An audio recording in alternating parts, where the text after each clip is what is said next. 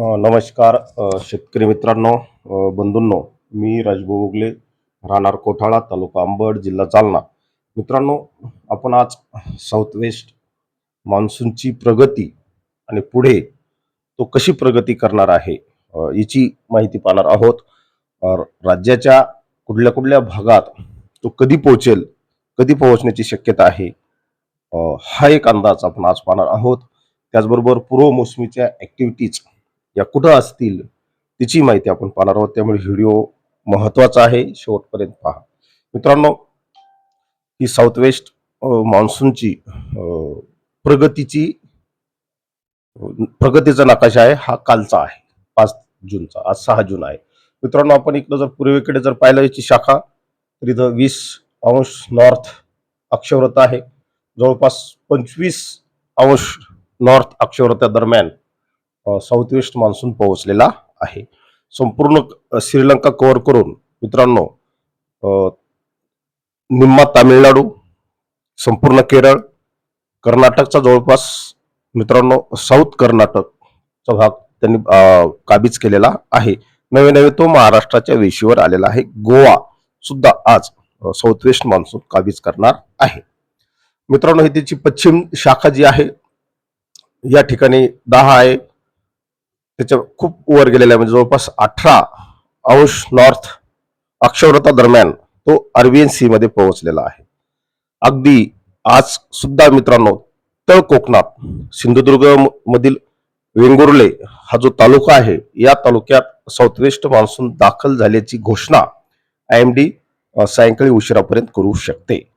या सर्व पार्श्वभूमीवर मित्रांनो, साऊथ वेस्ट मान्सूनची प्रगती ही जर अशीच पुढे राहिली तर साधारणतः 10 ते 12 तारखेपर्यंत जवळपास राज्याचा जो दक्षिण भाग आहे, यात विशेषतः दक्षिण मध्य महाराष्ट्र, यामध्ये सांगली, सातारा, कोल्हापूर, सोलापूरचा काही भाग, लातूर, धाराशिव, मित्रांनो इकडे जर आपण पूर्वेकडे जर गेलो तर नांदेडचा सुद्धा दक्षिण भाग यामध्ये येऊ शकतो.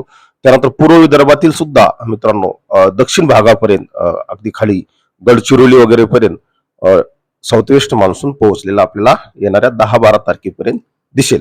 परंतु उर्वरित राज्यात काय त्याची माहिती आपण या व्हिडिओमध्ये घेऊ.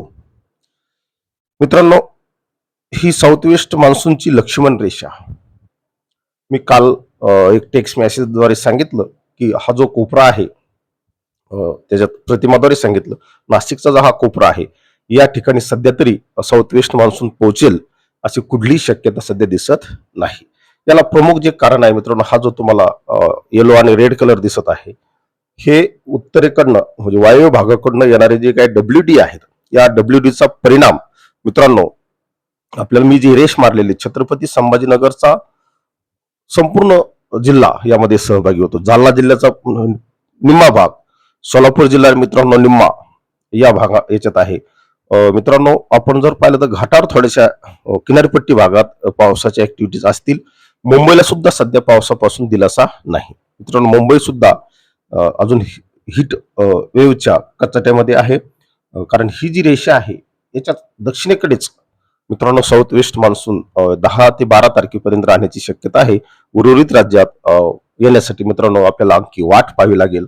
WDचा असर जोपर्यंत देशावर आहे तोपर्यंत तरी साऊथ वेस्ट मान्सूनची प्रगती दिसत नाही. आपण सातत्याने सांगितलेले आहे, साऊथ वेस्ट मान्सून हा मंद येत आहे, कमकुवत येत आहे, आणि कमकुवत मान्सूनची सुद्धा तेवढीच शक्यता मित्रांनो आहे. तुम्ही यामध्ये संपूर्ण गुजरात आहे, नाशिक आहे, मुंबई आहे, ठाणे, पालघर वगैरे संपूर्ण मित्रांनो, नंदुरबार, धुळे, जळगावचा भाग, ठीक आहे, पावसाच्या पूर्व मोसमीच्या हालचाली होतील, परंतु साऊथ वेस्ट मान्सून पोहोचण्यासाठी या रेषेच्या उत्तरेकडे मित्रांनो वेळ लागणार आहे, हे मात्र निश्चित. त्यामुळे कोणी पेरणीची घाई करू नका. हा जो संदेश मी मित्रांनो काल टाकला होता, अगदी त्याच नुसार आज संदेश मॉडेलकडून प्राप्त झालेले आहेत. आपण जर पाहिलं तर ही रेषा आहे, हा कोपरा मी तुम्हाला काल म्हणलं, या कोपऱ्यात दुर्भाग्याने पाऊस पोहोचत नाही, ही एक शंका मी काल व्यक्त केली होती. 10-12 तारखेपर्यंत सुद्धा आपल्याला या ठिकाणी पावसाच्या ऍक्टिव्हिटी दिसत नाहीत. ह्या सर्व किनारपट्टी भागात होतील, यात काही दुमत नाही. मित्रांनो, हे सर्व याचे परिणाम राज्याच्या कुठल्या कुठल्या भागात होतील ते आपल्याला पाहणं समजून घेणं गरजेचे आहे.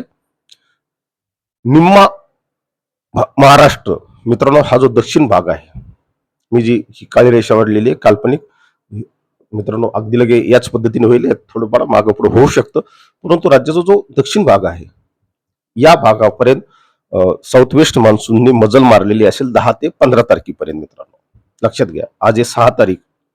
पावसाच्या तीव्र ऍक्टिव्हिटी सुद्धा या ठिकाणी आहेत.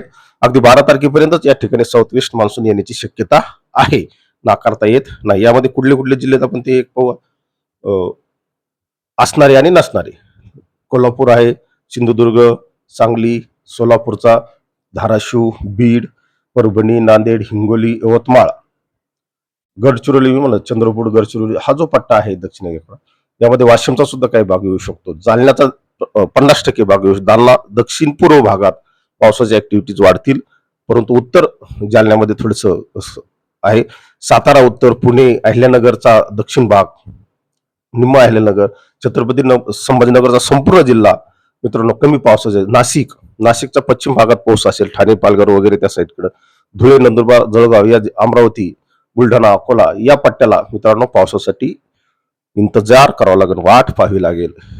हे मात्र आता निश्चित झालेले आहे. हे सर्व पाहता आपण आपल्या पेरणीचं नियोजन करावं. मित्रांनो सातत्याने पेरणी संदर्भात मला शेतकऱ्यांचे कॉल येत आहेत, फोन करत आहेत. मी पेरणी संदर्भात कुठलाही संदेश किंवा कुठलाही सल्ला मी देत नाही, कारण शेतकऱ्यांना मी शास्त्रज्ञ समजतो. लक्षात घ्या, या सर्व पार्श्वभूमीवर शेतकऱ्यांनी सतर्क राहावे आणि पेरणीचा निर्णय आपण आपल्या पातळीवर घ्यावा, एवढी विनंती या निमित्ताने करतो.